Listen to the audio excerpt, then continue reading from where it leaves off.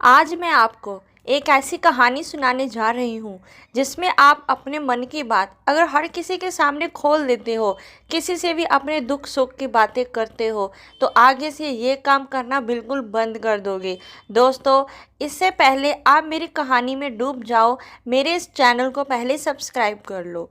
दोस्तों, अब हम शुरू करते हैं अपनी कहानी। एक आदमी जिसका नाम ऋषि था। ये आदमी बहुत गरीब था। 2 वक्त की रोटी भी इसे बहुत मुश्किल से नसीब होती थी। वह दिन भर काम की खोज करता, पर उसे कोई काम नहीं मिलता। फिर एक दिन ऋषि ने अपनी पत्नी से बात की कि मैं कहीं भी जाता हूँ, मुझे कोई भी काम नहीं देता। हर कोई मुझे कह देता है कि हमारे यहाँ काम की ज़रूरत नहीं है। मैं काम की तलाश कर करके थक चुका हूँ। मुझे समझ नहीं आता मैं तुम लोगों का पेट कैसे भरूँगा, अपने बच्चों को कैसे पालूँगा। ये चिंता मुझे दिन रात खाई जा रही है। उसके बाद उसकी पत्नी ने उसे कहा कि तुम हर आदमी के पास सिर्फ एक ही बार जाते हो, उसके बाद तुम उसके पास जाते ही नहीं हो। अगर तुम्हें उनसे काम चाहिए तो तुम्हें उनसे हमदर्दी जतानी होगी, अपनी गरीबी दिखानी होगी, ताकि वो तुम्हारी मजबूरी समझ सके और तुम्हें काम दे दे। ये बात ऋषि को समझ आ गई और वो फिर उसी सेठ के पास काम के लिए गया था जिसके पास वो पहले एक दिन गया था। उसे सेठ के पास जाकर उसने उसे प्रार्थना की, विनती की कि मैं बहुत गरीब हूँ, मुझे काम की बहुत ज़रूरत है। आप मुझे कुछ भी वेतन दे सकते हो। पर कुछ दिन काम करने के बाद उसने देखा कि उसको दूसरों के मुकाबले बहुत कम वेतन मिलता था। वो भी उतना ही काम करता जितना कि दूसरे करते। उसे दिल में खुशी तो थी कि उसे काम मिल गया, पर उसे इस बात का दुख था कि उसका वेतन कम है। तो इसलिए वो सेठ के पास चला गया और कहने लगा कि आपने मुझे इतना कम वेतन क्यों दिया, मैं भी तो दूसरे को बराबर ही काम करता हूँ। तो सेठ गुस्से से बोला, तुझे मेरा शुक्रिया कहना चाहिए और तू मुझे कह रहा है कि मैं तुम्हें कम वेतन देता हूँ। जब तुम्हें काम की बहुत ज़रूरत थी तो मैंने तुम्हें काम दे दिया। ये सुनकर ऋषि चुप कर गया। तो ये बात भी तो सत्य ही थी कि ऋषि को काम की ज़रूरत थी और सेठ ने उसकी मजबूरी को देखते हुए ही अपने अनुसार उसको वेतन दिया था। ऋषि ने ये बात अपने सखे संबंधी दोस्तों को बताई कि उसका सेठ कैसा है, उसको कैसे कम वेतन देता है। धीरे धीरे ऋषि मन लगाकर काम करने लगा। ऋषि का सेठ भी अब उससे ज़्यादा काम लेने लगा, पर वेतन उसे फिर भी कम ही देता था। ये बात ऋषि को खटकने लगी। उसके आत्मसम्मान को भी बहुत गहरी ठेस पहुंची। अब धीरे धीरे उसका मन काम पर लगता ही नहीं था और कम वेतन मिलने के कारण उसने अपना काम छोड़ ही दिया। अब वो फिर से घर पर खाली बैठ गया। अब उसके पास घर का खर्चा के लिए भी पैसा नहीं बचा। अब उसने सोचा कि मैं अपने दोस्त संबंधी के पास जाकर कुछ मदद मांगता हूँ। वो अपने दोस्तों के पास चला गया। उसके सामने उसके दोस्त उस पर दया दिखाते, पर उसके पीछे उसका मजाक उड़ाते कि कोई कैसे उसकी मदद कर सकता है, क्योंकि वो अभी कोई काम भी नहीं करता।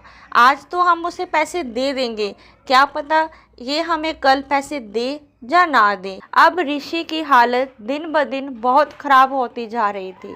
अब ऋषि बिल्कुल अकेला पड़ गया था। उसके संबंध दोस्त सभी उसका मजाक उड़ाते, कोई भी उसको नहीं समझता, कोई भी उसकी मदद नहीं करता। सभी उसके पास ज्ञान तो देने आ ही जाते, पर उसकी सहायता के लिए कोई भी हाथ नहीं उठाता। एक दिन ऋषि घर पर था। उसको पता चला कि साथ के गांव में एक साधु आया है। ऋषि भागता भागता उस साधु के पास चला गया, क्योंकि वो बहुत ही ज़्यादा परेशान था और अब उसे अपनी ज़िंदगी का कोई भी रास्ता दिखाई नहीं दे रहा था। वो वहाँ पहुँचते ही साधु के पैरों के नीचे गिरकर रोने लगता है। रोते रोते उन्हें अपनी सारी परेशानी बताता है। वो बताता है कि कैसे एक सेठ ने उसका फ़ायदा उठाया और कैसे उसके सगे संबंधी भी आज उसका मजाक उड़ाते हैं। तो साधु ने उसे चुप कराते हुए उसे कहा कि ऋषि, ये सारी समस्या तुम्हारी बुद्धिहीन होने के कारण है। इसका कारण तुम्हारी मूर्खता है। अगर तुम समझदार होते तो तुम्हें कोई भी हानि नहीं पहुंचा सकता था, पर तुम्हारी मूर्खता के कारण आज तुमने अपने रास्ते में खुद ही कांटे बिछा लिए हैं। मैं तुम्हें कुछ ऐसी बातें बताऊंगा जिस पर तुमने अमल करना है। जो दुख तुम्हें बाहर से मिलते हैं तुम उनसे बच सकते हो। तो सुनो, पहली बात, कभी भी किसी के सामने अपनी मजबूरी मत बताओ। अगर तुम किसी को अपनी मजबूरी बताओगे तो वह भी आपका कल को मजाक बनाएंगे। हो सकता है कि आज वो तुम्हारी मजबूरी देखकर तुम्हारी सहायता कर दे, पर कल को वही तुम्हारी मजबूरी का फ़ायदा उठाकर तुम्हारा इस्तेमाल करेगा।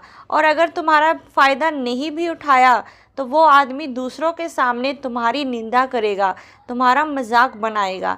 इसीलिए कभी भी अपनी मजबूरी किसी को नहीं बतानी चाहिए। घर में अगर 2 रोटी है, सूखी रोटी है, वही खा लो, पर किसी दूसरे के सामने अपनी मजबूरी मत दिखाओ।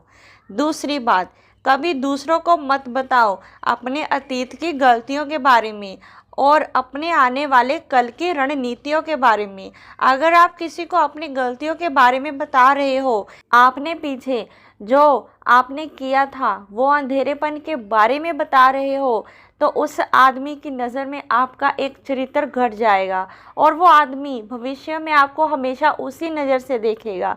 इसीलिए किसी भी आदमी को अपनी बीती हुई गलतियों के बारे में मत बताओ, क्योंकि जो हो गया उसको अब तुम ठीक नहीं कर सकते हो। और अगर आप अपनी रणनीतियों के बारे में लोगों को बता रहे हो, जो लोग आपके काम का हिस्सा ही नहीं है, उनके सामने अपने भविष्य की रणनीतियों को बताने का क्या फ़ायदा। वो लोग आपकी सहायता तो नहीं करेंगे, बल्कि आपकी भविष्य की रणनीतियों में बाधा जरूर डालेंगे। आप हमेशा अपनी बुद्धि का इस्तेमाल करें, मूर्ख ना बने। तीसरी बात, अपने घर की बात कभी किसी से ना करो। हमारी जो भी बातचीत होती है हमारे माँ बाप के साथ, अपनी पत्नी के साथ, बच्चों के साथ, वो बातें एक दूसरे तक ही सीमित रहनी चाहिए। अगर आप ये बातें दूसरों को बताते हो तो दूसरे लोगों को आपके घर में घुसने का एक मौका मिल जाता है और वो आपकी इस मूर्खता का फ़ायदा उठाने से कभी नहीं चूकेंगे।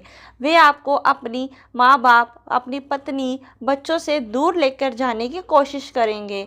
हम अक्सर ऐसा करते हैं कि जब भी हमारे परिवार में झगड़ा होता है तो हम अक्सर उसे झगड़े को दूसरों सगे संबंधियों को बता देते हैं या फिर किसी दोस्त को। ऐसा करने से आपको कभी भी उनकी सहायता तो नहीं मिलेगी, उल्टा आपके घर का झगड़ा और ज़्यादा बढ़ जाता है और ये जाहिर भी है कि झगड़ा बढ़ेगा ही। इसीलिए कभी भी अपने घर का झगड़ा, अपने घर की बातें कभी भी किसी के साथ ना करें। चौथी बात, कभी भी किसी को अपने वेतन के बारे में नहीं बताना चाहिए। ज़रा सोचो, जब आप अपने वेतन दोस्तों को बता देते हैं तो आपके दोस्तों को जब भी ज़रूरत पड़ेगी तो वो सीधा आपको ही याद करेंगे। उनको पता है कि अगर आपका वेतन अच्छा है तो आप ही उनकी मदद कर सकते हैं और इसीलिए ज़्यादा लोग आपसे सहायता मांगेंगे। और आप उनकी सहायता नहीं करोगे तो वो सोचेंगे कि इसके पास पैसे तो है पर ये मेरी सहायता नहीं करना चाहता, और इसी कारण आपका वेतन आप दोनों के बीच के झगड़े का कारण बन सकता है। अगर आपका कम वेतन होगा तो लोग मजाक बनाएंगे और अगर ज़्यादा वेतन होगा तो आपसे सहायता मांगेंगे। इसीलिए अपना वेतन किसी को मत बताएं। पांचवी बात, जो मैं आपको बताने जा रही हूँ उस बात को हमेशा गांठ बांध लो। कभी किसी को नहीं बताना अपनी कमजोरी और अपनी ताकत। ज़्यादातर हमें खुद पता नहीं होता कि हमारी कमज़ोरी और हमारी ताकत क्या है, लेकिन अगर आपको अपनी कमज़ोरी और अपनी ताकत का पता है तो आप बहुत ही बुद्धिमान आदमी हो। और दूसरी बात, आपको ये बात किसी से भी साझा नहीं करनी कि आपकी कमज़ोरी अगर किसी को पता चल गई तो वो आपकी कमज़ोरी का फ़ायदा उठाएगा, और अगर आपकी ताकत पता चल गई तो वही ताकत आपकी कमज़ोरी बन जाएगी। आपकी ताकत उसे दूसरे आदमी को पता है तो वो दूसरा आदमी आपकी ताकत को मार भी सकता है। अपनी कमजोरी और अपनी ताकत अपनी पत्नी और अपने पति को भी नहीं बतानी चाहिए, क्योंकि इसके बाद आपको हमेशा अपने ही घर में उनके सामने दबकर रहना पड़ेगा। 6वीं बात, कभी किसी को मत बताओ आपके मित्र और आपके शत्रु। अगर आप अपने मित्र के बारे में दूसरे लोगों को बताएंगे तो वो आपके मित्रों के साथ मिलकर आपको धोखा दे सकते हैं। आपके गहरे मित्र को आपसे दूर करने का पूरा प्रयास कर सकते हैं। अक्सर आम आदमी ऐसा नहीं करता, फिलहाल आपके दुश्मन ऐसा कर सकते हैं। और दूसरी तरफ आपके शत्रु का भी किसी को नहीं पता होना चाहिए, क्योंकि आज जो आपका मित्र है, कल को अगर वो आपका शत्रु बन गया तो वो आपके शत्रु के साथ हाथ मिलाकर ही आपको प्रयास कर सकता है, आपको धोखा दे सकता है। दोस्तों, अगर आपका कोई बहुत अच्छा दोस्त भी है ना, उसको भी कभी अपने दोस्त और शत्रु के बारे में मत बताना। अगली और आखिरी बात ये बताना चाहती हूँ कि अगर तुम कोई दान करते हो तो कभी भी उसे दान का जिक्र मत करना, दूसरों को मत बताना, क्योंकि वो दान करना ही व्यर्थ हो जाता है। क्योंकि जब आप अपने दान की बात दूसरे लोगों को बताते हो तो आप ये बोलते हो कि मैं कितना महान दानी हूँ, और ये आपके अंदर एक अहंकार निर्मित करता है। इसीलिए दान हमेशा गुप्त रूप में ही करना चाहिए और वो उतना ही फायदा देता है। अगर आपका दायां हाथ दान कर रहा है तो बाएं हाथ को भी पता नहीं होना चाहिए कि आपका दायां हाथ दान कर रहा है। ये 7 बातें साधु ने ऋषि को बताई। संसार के सारे सिद्धांत छुपे हुए हैं। इन बातों को मानते हुए आप अपनी ज़िंदगी में सुख शांति बना सकते हो। हमेशा अपनी बुद्धि का इस्तेमाल करें, और हमारा कहानी सुनाने का मकसद यही है कि आप भी अपनी बुद्धि से काम लें। आप खुद इन बातों के बारे में सोचें जो हम आपको बता रहे हैं।